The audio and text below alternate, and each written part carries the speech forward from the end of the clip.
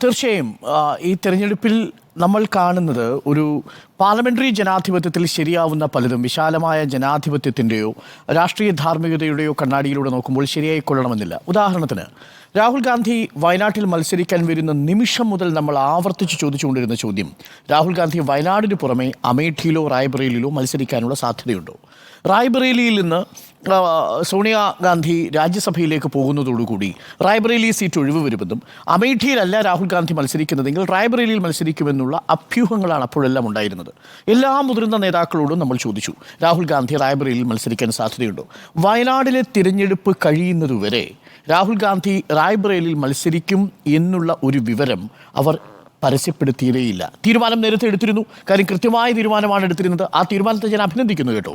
കാരണം അമേഠിയിൽ സ്മൃതി ഇറാനി മത്സരിക്കുമ്പോൾ സ്മൃതി ഇറാനി വേഴ്സസ് രാഹുൽ ഗാന്ധി എന്ന BJPയുടെ ട്രാപ്പിലേക്ക് പോയി ചെല്ലാതിരിക്കുകയും അവിടെ KL ശർമ്മയെ നിർത്തുന്നതിലൂടെ ഒരു രാഷ്ട്രീയമായിട്ടുള്ള ഒരു കണ്ടസ്റ്റിന് അമേഠി വേദിയാക്കുകയും ചെയ്തു എന്നത് വളരെ പ്രധാനപ്പെട്ട ഒരു രാഷ്ട്രീയ തീരുമാനമായിരുന്നു. അത് ശരിയായ രാഷ്ട്രീയ തീരുമാനമായിരുന്നു. പക്ഷേ രാഹുൽ ഗാന്ധി റായ്ബറേലിയിൽ മത്സരിക്കും എന്നുള്ളത് വയനാട്ടിലെ വോട്ടർമാരെ അറിയിക്കേണ്ടത് ആയിരുന്നില്ലേ എന്നൊരു രാഷ്ട്രീയ ധാർമ്മികമായൊരു പ്രശ്നം ഇവിടെയുണ്ട്. എന്താണെന്ന് വെച്ചാൽ നമ്മൾ ഈ തെരഞ്ഞെടുപ്പിനെ നേരിട്ടത് എങ്ങനെയാണ്? രാഷ്ട്രീയമായ ധാർമ്മികതയുടെ പുറത്താണ് ഈ തെരഞ്ഞെടുപ്പിനെ നേരിട്ടത്. വികസനത്തിൻ്റെ പേരിലുള്ളൊരു തിരഞ്ഞെടുപ്പായിരുന്നില്ല 2024 നമ്മൾ കണ്ടത്. ഈ തിരഞ്ഞെടുപ്പ് ഇന്ത്യയെ സൂപ്പർ ശക്തിയാക്കാനുള്ളൊരു തിരഞ്ഞെടുപ്പുമായിരുന്നില്ല.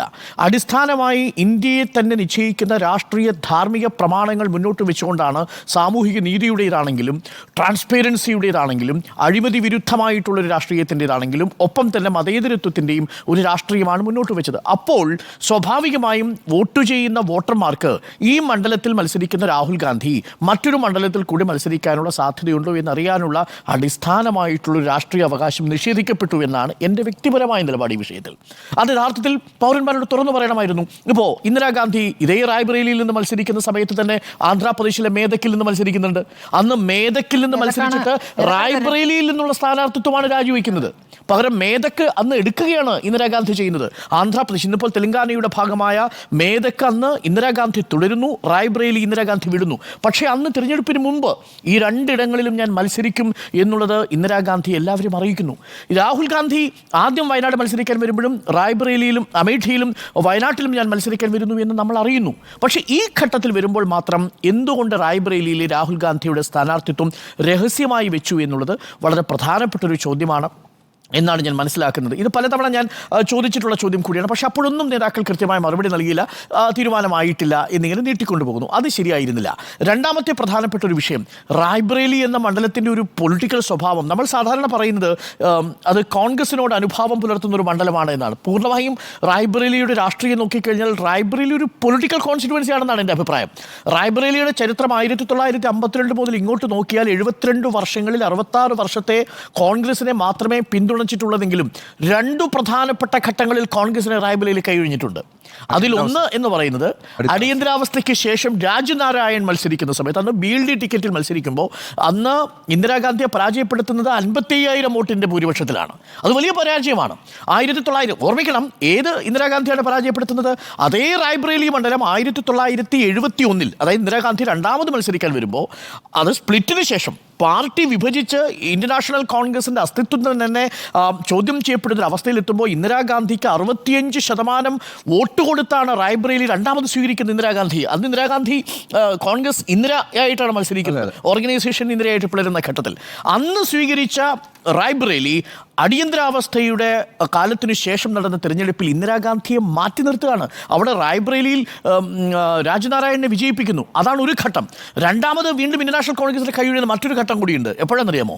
ഇന്ത്യൻ നാഷണൽ കോൺഗ്രസ് 90കളിൽ ഈ സോണിയാഗാന്ധി മത്സരിക്കുന്നതിന് മുമ്പ് അരുൺ നെഹ്റുവിന് ശേഷം അരുൺ നെഹ്റു രണ്ടാമത് പരാജയപ്പെടുത്തുന്നത് അംബേദ്കറിൻ്റെ മകളെയാണ്, സവിത അംബേദ്കറിനെയാണ്. അതൊരു പൊളിറ്റിക്കൽ കോണ്ടസ്റ്റ് ആയിരുന്നു. പക്ഷേ അവിടെ ഇന്ദിരാഗാന്ധിയുടെ വലിയ തരംഗം 1984 ആഞ്ഞടിക്കുമ്പോൾ അരുൺ നെഹ്റു പരാജയപ്പെടുത്തുകയാണ് സവിതയെ. പക്ഷേ അതിനുശേഷം നടന്നൊരു തിരഞ്ഞെടുപ്പിൽ ഷീല കൗൾ മത്സരിക്കുന്നുണ്ട്. ആരാണ് ഷീല കൗൾ? നെഹ്റുവിൻ്റെ ഭാര്യ കമല നെഹ്റുവിൻ്റെ സഹോദരൻ്റെ ഭാര്യയാണ് ഷീല കൗൾ. ഷീല കൗൾ മത്സരിക്കുമ്പോൾ മണ്ഡലം വിജയിപ്പിക്കും. പക്ഷേ തൊട്ടടുത്ത വർഷം ഷീല കൗൾ പിന്മാറി മകനെ നിർത്തി, വിക്രം കൗളിനെ നിർത്തി. ആ വർഷം റായ്ബറേലി കോൺഗ്രസിനെ പരാജയപ്പെടുത്തി. ആരെയും വിജയിപ്പിച്ചെന്നറിയാമോ? അശോക് സിംഗ്, BJP സ്ഥാനാർത്ഥിയെ 96-ൽ. 98 അതുകൊണ്ട് പാഠം പഠിച്ചില്ല കോൺഗ്രസ്. അന്ന് നിർത്തിയത് വിക്രം കൗളിനെ ആണെങ്കിൽ, ഷീല കൗളിൻ്റെ മകനെ ആണെങ്കിൽ തൊട്ടടുത്ത വർഷം അതിനുശേഷം ഷീല കൗളിൻ്റെ മകളെ നിർത്തി, ദീപ കൗൾ, അപ്പോഴും റായ്ബറേലി പരാജയപ്പെടുത്തി.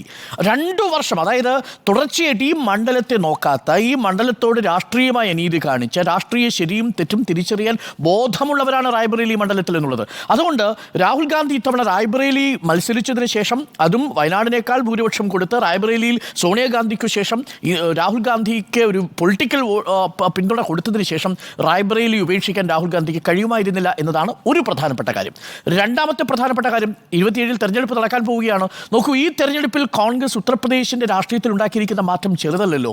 നമ്മൾ നേരത്തെ ഡിസ്കസ് ചെയ്തതല്ലേ, 3% വോട്ട് വർധനവേ കോൺഗ്രസ് വരുത്തിയിട്ടുള്ളൂ. പക്ഷേ അത് ഉണ്ടാക്കിയിരിക്കുന്ന ഇമ്പാക്റ്റ് 29 സീറ്റുകളാണ് BJPക്ക് ഉത്തർപ്രദേശ് സംസ്ഥാനത്ത് നഷ്ടപ്പെട്ടിരിക്കുന്നത് കഴിഞ്ഞ തവണത്തെ അപേക്ഷിച്ച്. കഴിഞ്ഞ തവണ ഉണ്ടായിരുന്ന 62-ൽ നിന്ന് 33-ലേക്ക് പോകുമ്പോൾ 29 സീറ്റുകളുടെ നഷ്ടമാണ് കോൺഗ്രസ് ഉണ്ടാക്കിയ 3%-ൻ്റെയും ഒപ്പം സമാജ്വാദി പാർട്ടിയുടെയും വോട്ടിലുണ്ടാക്കിയിരുന്ന വർധനവ് എന്ന് പറയുന്നത്. അപ്പോൾ അതുകൊണ്ട് ഉത്തർപ്രദേശാണ് 2027-ലെ നിയമസഭാ തെരഞ്ഞെടുപ്പിൽ ഒരു കടുത്ത പോരാട്ടം കോൺഗ്രസും BJPയും തമ്മിൽ ഉണ്ടാക്കുമെന്നുള്ളൊരു ആത്മവിശ്വാസത്തിലാണ് കോൺഗ്രസ്. അത് എത്ര കണ്ട് ശരിയാകും എന്നുള്ളത് മറ്റൊരു വിഷയമാണ്, നമ്മൾ കൂടുതൽ ചർച്ച ചെയ്യേണ്ട വിഷയമാണ്. പക്ഷേ കോൺഗ്രസിന് ഇപ്പോൾ UPയിൽ കിട്ടിയിരിക്കുന്ന ഒരു അപ്പർ ഹാൻഡ് നിലനിർത്താൻ തീർച്ചയായും റായ്ബറേലിയിൽ രാഹുൽ ഗാന്ധി മത്സരിക്കണം എന്നുള്ളത് രാഷ്ട്രീയമായി ശരിയായ തീരുമാനമാണ്. അപ്പോൾ റായ്ബറേലി മണ്ഡലം തിരഞ്ഞെടുത്തതിനെക്കുറിച്ച് എൻ്റെ സിംഗിൾ ടേക്ക് എന്ന് പറയുന്നത്, അത് രാഷ്ട്രീയമായ ശരിയായിരിക്കുമ്പോൾ തന്നെ വയനാട്ടിലെ വോട്ടർമാരോട് ഈ കാര്യങ്ങൾ അറിയിക്കേണ്ടിയിരുന്ന ബാധ്യത രാഹുൽ ഗാന്ധിക്കും ഇന്ത്യൻ നാഷണൽ കോൺഗ്രസിനും ഉണ്ടായിരുന്നു. വോട്ടർമാരെ ഇരുട്ടിൽ നിർത്തി അവർ വോട്ട് രേഖപ്പെടുത്തിയതിനു ശേഷം തിരിച്ചു വരുമ്പോൾ രാഹുൽ ഗാന്ധി റായ്ബറേലിയിൽ മത്സരിക്കാൻ പോകുന്നു. അതിനുശേഷം റായ്ബറേലി എനിക്ക് വൈകാരികമായ കണക്ഷൻ ഉണ്ട് എന്നൊക്കെ പറയുമ്പോൾ അത് ക്രിട്ടിക്കലായിട്ട് മാത്രമേ നമുക്ക് എടുക്കാൻ പറ്റൂ. ശരിയാണ്, ഈ തിരഞ്ഞെടുപ്പിൽ രാഹുൽ ഗാന്ധി ഭാരത് ജോഡോ യാത്രയ്ക്ക് ശേഷം ഒറ്റയ്ക്ക് ഏകദേശം 19 മണ്ഡലങ്ങളോളം, എനിക്കൊന്ന് 21 മണ്ഡലങ്ങളോളം വിജയിപ്പിച്ചിട്ടുണ്ട്. കഴിഞ്ഞ തവണ ഭാരത് ജോഡോ യാത്ര കഴിഞ്ഞിട്ട് വരുമ്പോൾ അതിന് മുൻപിലുണ്ടായിരുന്ന തിരഞ്ഞെടുപ്പുമായി നോക്കുമ്പോൾ അത്രയ്ക്ക് വലിയ ഒരു പൊളിറ്റിക്കൽ മൊബിലൈസറായി മാറിയിട്ടുണ്ട്. നോർത്ത് ഈസ്റ്റിൽ 6 സീറ്റും എടുത്തിട്ടുണ്ട് ഭാരത് ജോഡോ ന്യായയാത്രയ്ക്ക് ശേഷം. ഭാരത് ജോഡോ യാത്ര ആദ്യഘട്ടത്തിൽ വരുമ്പോൾ ഉള്ള 71 മണ്ഡലങ്ങളിൽ 8 സീറ്റുകളാണ് ഇത്തവണ കൂട്ടിയിരിക്കുന്നത്. രണ്ടാം ഘട്ടമാകുമ്പോൾ 13 സീറ്റുകളാണ് കൂട്ടിയിരിക്കുന്നത്. എന്ന് പറഞ്ഞാൽ ഭാരത് ജോഡോ ന്യായയാത്ര കടന്നുപോയ മണ്ഡലങ്ങളിൽ 21 മണ്ഡലങ്ങളിൽ രാഹുൽ ഗാന്ധിക്ക് തൻ്റെ ഭാരത് ജോഡോ ന്യായയാത്രയുടെ രാഷ്ട്രീയം കൊണ്ട് വിജയിച്ചെടുക്കാൻ സാധിച്ചിട്ടുണ്ട്. പക്ഷേ ഒരു അടിസ്ഥാന പ്രശ്നമുള്ളത്, രാഹുൽ ഗാന്ധി വൈകാരികമായ കണക്ട് ഉണ്ടെന്നൊക്കെ പറയുമ്പോഴും ആ മണ്ഡലത്തിന് വേണ്ടി രാഹുൽ ഗാന്ധി ഈ ഒരു MP എന്ന നിലയിൽ എന്ത് ചെയ്തു എന്നൊരു ചോദ്യം ഒരു വലിയ ചോദ്യചിഹ്നമായി തന്നെ നമ്മുടെ മുന്നിലുണ്ട്. ഇത് ഞാൻ പറയുന്നതിൻ്റെ കാരണം, ഇതേ കാര്യം അമേഠിയെക്കുറിച്ചും രാഹുൽ ഗാന്ധി പറഞ്ഞിട്ടുണ്ട്. എപ്പോഴാണ്?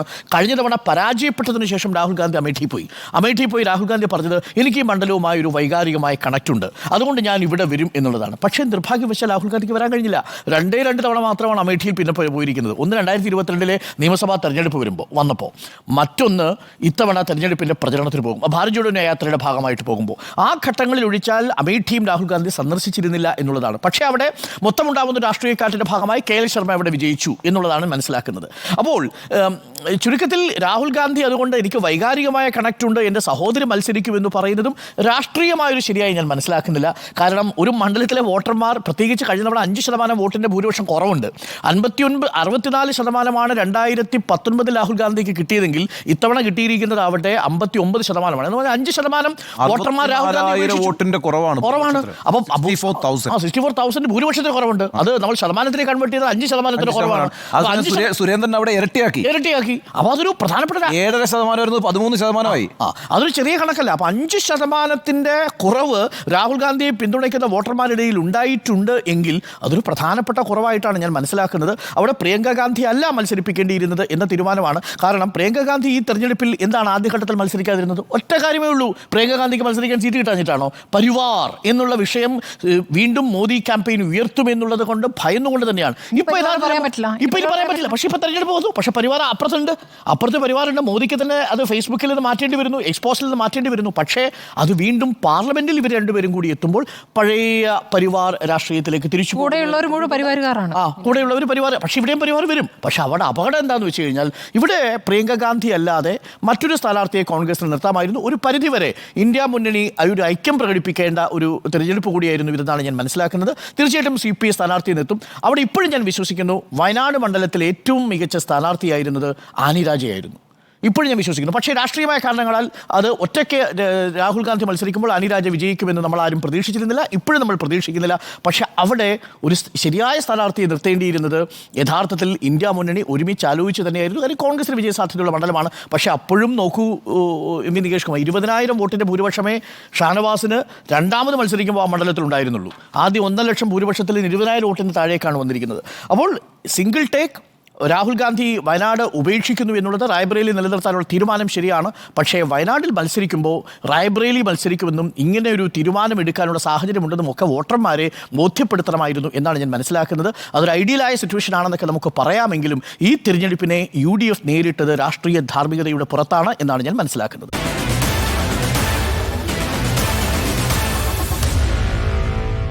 Meet the editors.